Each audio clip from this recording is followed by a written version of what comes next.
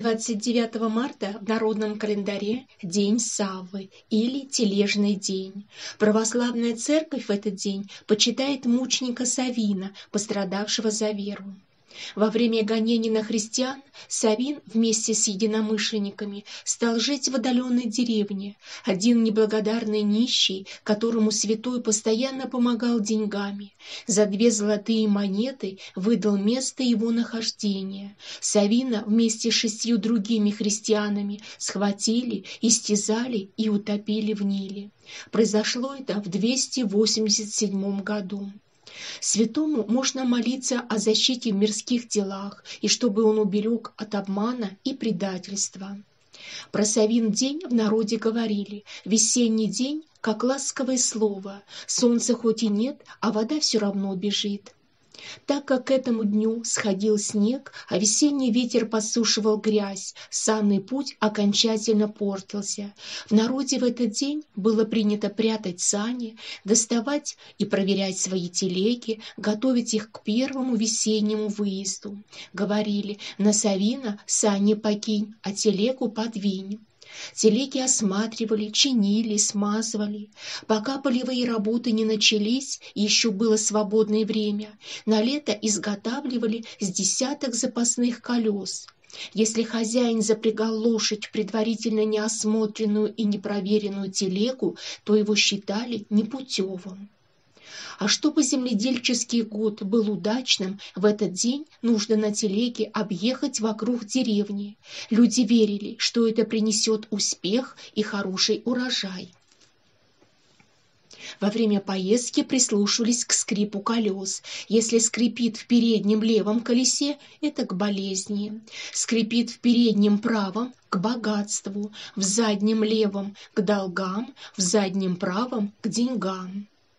У наших предков была такая примета, что нельзя делать 29 марта девушке предложение руки и сердца. В народе говорили, что если дама примет предложение в этот день, то всю жизнь она будет несчастна в браке, даже если муж станет на руках ее носить. Для того, чтобы этого не произошло, представительницы слабого пола отказывают любимому в этот день. Лучше перенести это событие на другой день. И о запретах на этот день. Нельзя в этот день поднимать тяжелые сумки или мешки. Согласно приметам, тогда весь следующий месяц пройдет в заботах и хлопотах. Нельзя в этот день кататься на санях, иначе можно проехать через полосу неудач, а все дела будут обречены на неудачу и на проблемы с финансами. Нельзя 29 марта есть хлеб после захода солнца. Если ослушаться, то целый год будете бедствовать. Не одалживайте деньги в этот день, иначе в ближайшем будущем сами будете просить в долг. Нельзя переезжать, ведь Савин день является неблагоприятным для этого. Могут начаться финансовые проблемы и трудности в карьере. Лучше перенести данное мероприятие на другой день. Для того, чтобы избежать неприятностей, нельзя в этот день растапливать печь. Разводить огонь 29 марта, говорят, к беде.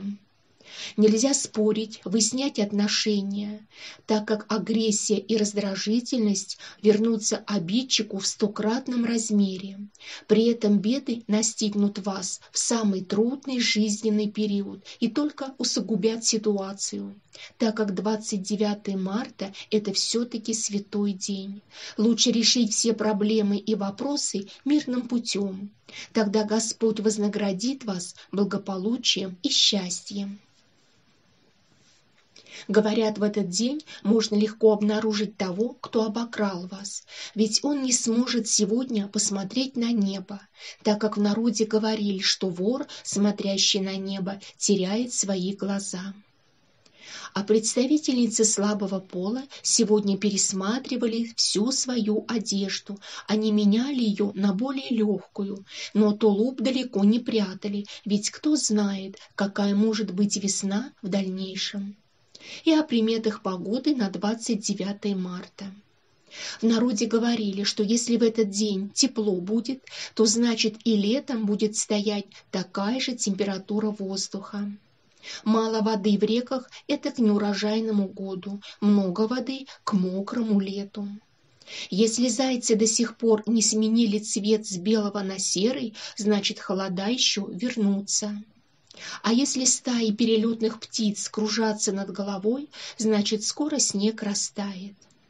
Людям, родившимся 29 марта, всю жизнь предстоит вести на себе воз. В качестве талисмана им подходит аметист и хризоберил. А на этом у меня все на сегодня. Большое спасибо всем, кто смотрит мои ролики, кто пишет комментарии. Всем добра и благополучия.